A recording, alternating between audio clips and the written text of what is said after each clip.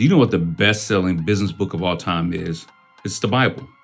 Whether you realize it or not, the Bible is so full of strategies, tips, and tools to help you build a profitable and sustainable business. As a matter of fact, there are even supply chain strategies in the Word of God. So, and just for one story, I'll share as an example, Genesis chapter 41. Now, this is part of the story of Joseph. A lot of people know him as the dreamer. And of course, he got thrown by his brothers into pretty much slavery. And then ultimately, through ups and downs, got thrown into prison, right? But he got thrown into prison next to the Pharaoh of Egypt.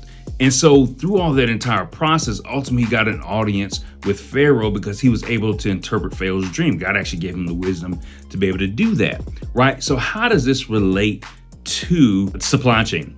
Well, the dream that God allowed Joseph to interpret for Pharaoh is that Egypt would have 7 years of abundance and then 7 years of famine. And so in that process, actually Pharaoh gave Joseph the power to manage Egypt's supply chain. So what does he do during the 7 years of abundance? Out of everything they produce, he stored up 20% throughout all the cities of Egypt and throughout that entire region for that entire 7 years. And when that 7 years was over, this 7 years of famine came. Now everyone is panicking, right? Not just in Egypt, but outside of Egypt. But guess what? There was no need to panic because God had already given Joseph the divine supply chain strategy, not only to serve Egypt, but guess what?